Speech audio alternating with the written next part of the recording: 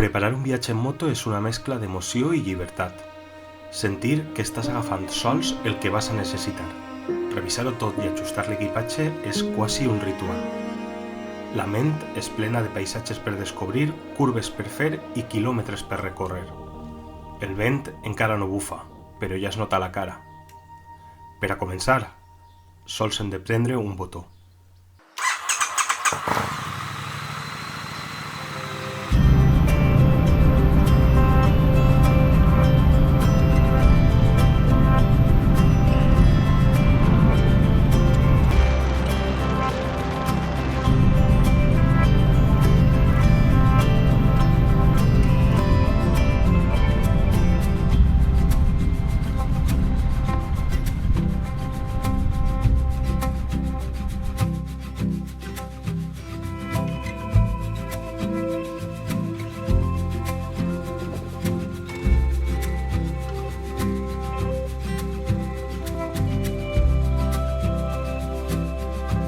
Ei, bon dia amics i amigues, com va?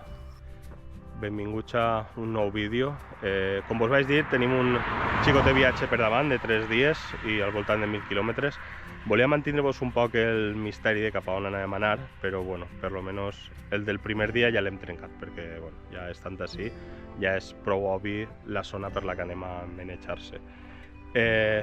Bueno, si voleu buscar, perquè n'hi ha coses, aquesta ciutat al voltant del segle XV ja tenia gratacels de 10 plantes. Aleshores, anem allà.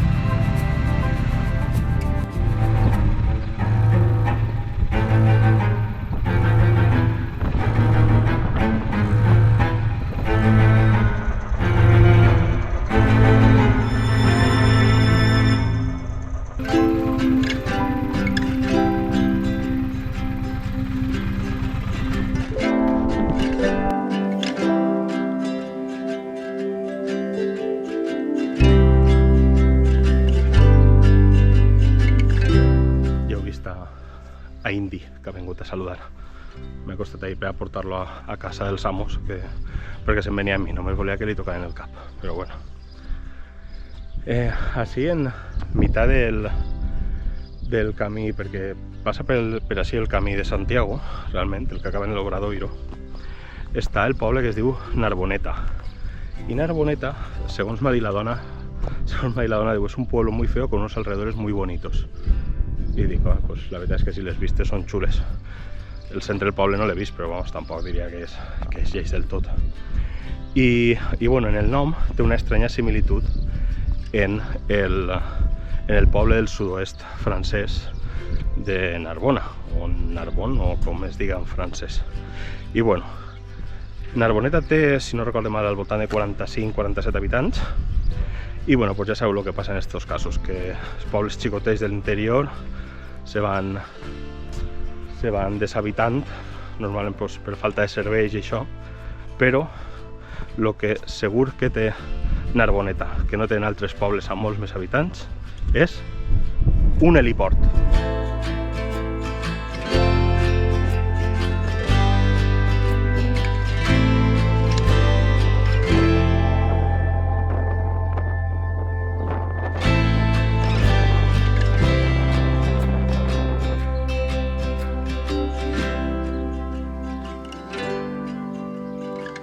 La veritat és que ho estava pensant i a voltes sóc massa despreocupat perquè m'ha deixat les claus de la moto ficades, el telèfon, tot ahí, però bueno, què va passar així? Si així no... Si a este poble se coneguem tots, no passa res.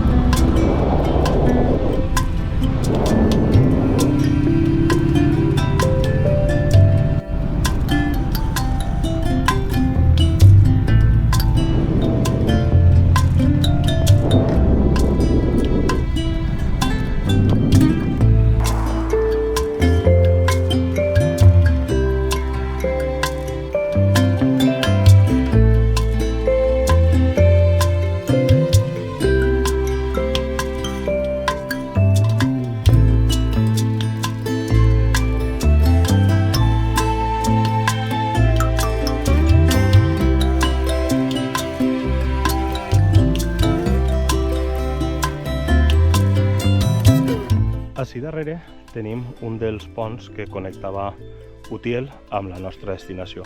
Recordeu que el que va passar en el pont de la Bullana, de la Volta a València número 2, i és que va passar un poc el mateix, perquè aquesta línia va intentar inaugurar-se en el 26, si no recorde mal, però les dificultats per a passar entre muntanyes, guerra civil i demés no van fer que van retrasar-ho tot i no se va inaugurar fins al 47, 21 anys després. Si vos animeu, perquè no sé si es veu des d'ací, jo crec que no, però n'hi ha gent allà dalt, perquè podeu fer una caminata per ahí si no teniu vertigen i si sou atrevits, crec que podeu tirar-se fent puenting també des d'ahí. Cosa que, evidentment, no pense provar. Ni de conya, em té igual. No ho faré, mai.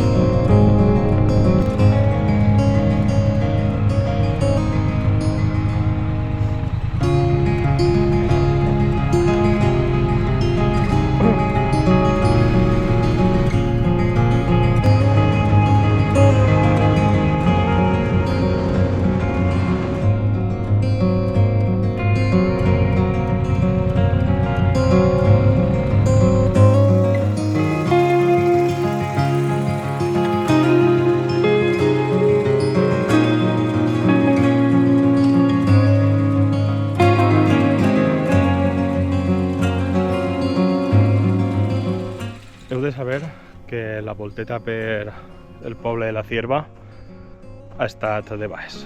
La pague jo, us convide, perquè sembla ser que en algun moment de la ruta s'ha anat la cobertura per complet i jo ha seguit, total que m'ha acabat desviant de la ruta que tenia marcada. Per sort he aconseguit tornar i bo, com alguna volta hem parlat, crec que és totalment necessari el fet de, quan deixem de viatge, buscar un lloquet on descansar, on ombreta i tal, que no sigui qualsevol lloc, que ens doni un poc de vida, no? I jo ho he fet així, en el mirador de Nicolàs, així en la seva Sabina. Volia contar-vos un poc al voltant de qui era Nicolàs. Nicolàs, la informació que n'hi ha al voltant d'ell és un tal José Ignacio Nicolás, però no sé absolutament res més. El que sí sé és que este senyor, si està viu encara, no ho sé, espero que sí, era molt ric, era tremendament ric, perquè tindre el mirador així, bueno, la Sabina, esta ombreta i el mirador on vos vaig a portar en les vistes que té, és de ser molt ric, perquè això vos podeu posar de la forma que vulgueu, però això no hi ha diners que ho compren.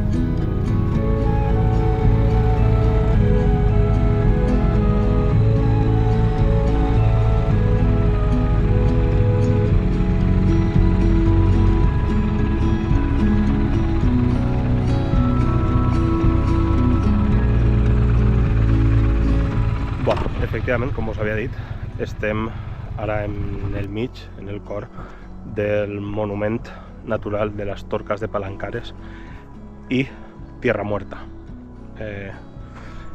Estava aguantant un poc perquè se n'havia anat el cotxe per ahí, però ha arribat una parella de xavals que han baixat del cotxe i vinga a pegar crits i no sé què, i hòstia, he hagut de calmar-me un poc perquè posa de molt mala llet, estàs així en mitjà d'un lloc super tranquil que només escolten els pardalets i tot, i has d'arribar tu pegant crits i marejant. M'encén aquestes coses, però bueno. Les torques, però així n'hi ha un fum de torques, un fum. Esta és la de la nòvia, que ara vos l'ensenyaré, i vosaltres direu, què és una torca? Perquè clar, què és una torca? Doncs una torca és una depressió del terreny, un esfonsament. Es produeix quan l'aigua debilita les capes de baix, fa un forat, diguem, i aleshores la capa de dalt per pes se derrumba i cau per complet. I així es forma una torca, i per així segur que n'hi ha un fum de torques. Esta és la de la nòvia, no sé per què es diu la de la nòvia, la veritat, em fa un poc de por pensar-ho, però bueno. I després està un poc més avant, està la del lobo. La del lobo té una història, una llegenda curiosa, que diu que un un caçador anava darrere d'un llop, li va disparar, el va ferir i va començar a seguir-lo. El llop es va clavar en una torca, el caçador el va seguir i mentre el seguia va caure. Al caure pues, se feu la vesprada, se feu la nit i bueno, el llop s'havia clavat ahí en una coveta i ja de nit, quan ja el caçador estava ja un poc aixina, va eixir i aleshores pues, el llop va estar cuidant-lo i li va ajudar a eixir de la torca i aleshores el caçador pues, va poder tornar al seu poble i bueno, i allí en el seu poble pues, ho va contar tot, va contar el que li havia passat, que li havia donat xarreta el llop, que l'havia ajudat a eixir i tal, i a partir des d'aquest moment pues, el caçador se va convertir en un gran defensor de la natura i dels animals. Bueno, llegendes, ja sabeu, perquè bueno, totes aquestes llegendes està molt bé, no cal que te salve un llop o qualsevol altre bitxo per estimar un poc la natura i els animals, no cal. I per altra banda, el que no diuen mai és en aquestes llegendes el que s'havia après el que la conta, perquè clar, jo tinc molts gossos però ningú no m'ha parlat, pot ser en així algo darrere, però bé, continuem.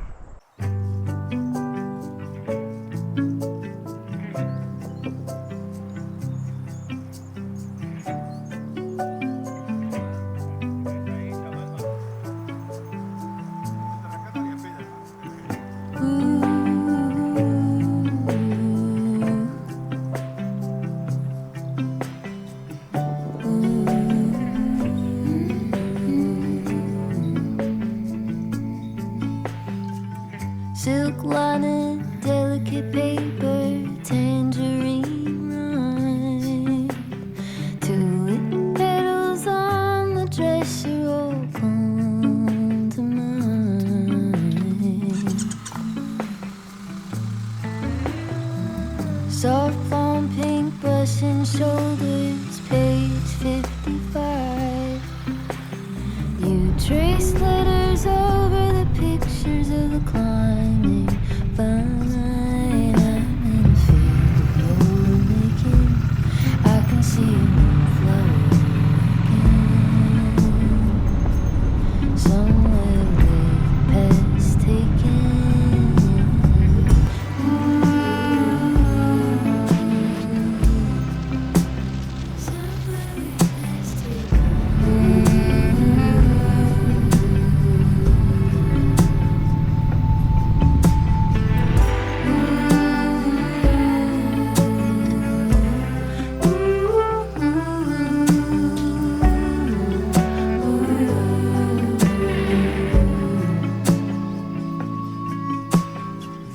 Seashells, voices rising, silver wind chimes.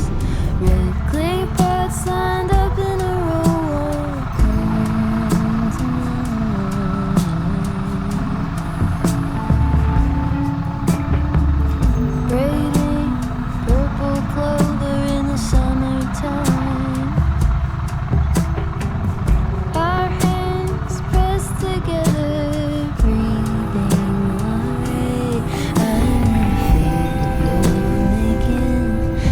See a new flower again.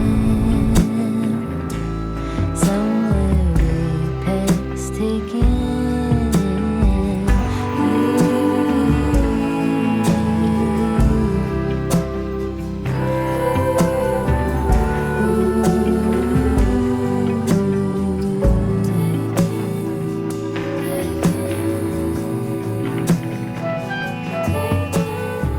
Estem ara en l'Alto de Pozorruz, que bueno, està un poc més de 1.400 metres d'alçada i bueno, pensava que faria més fred, la veritat, però fa un dia brutal.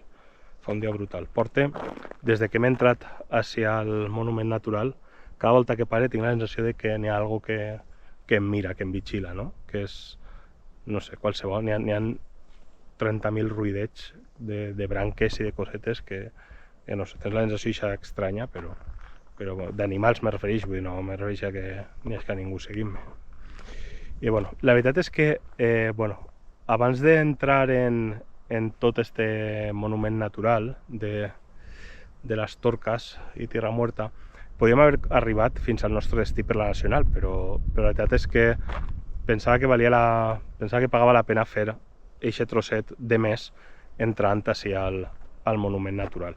També no m'esperava fer més i anar-me'n fins a la Cierva, però bueno, coses que passen. De fet, ara en aquest moment crec que em queden com 30 o 40 quilòmetres d'autonomia, però bueno, jo pense que arribarem sense pegues.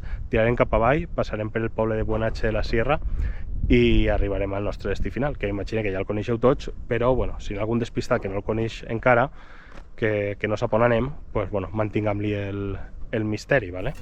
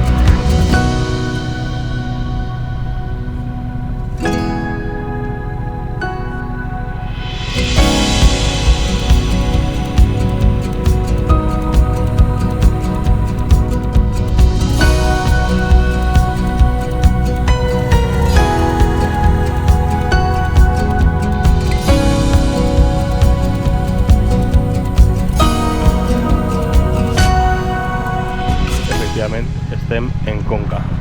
Vaig a ficar aixina, cal que m'eix cap papada, però bueno. Què us pareix? Crec que no havia entrat mai a Conca per esta carretera. I res, he vengut així perquè demà, que ja ho veureu la setmana següent, claro, me'n vaig en un trio d'élite a fer un viatget que arribarem fins a... canviarem de província també. Farem un viatge d'uns 360 quilòmetres i aleshores hem decidit reunir-se així perquè ells peguen més volta que jo, aleshores jo m'incorpore així al viatge. Vos deixo ara en uns planitos de Cuenca mentre me despedisc. Ens veiem la pròxima setmana. Adeu!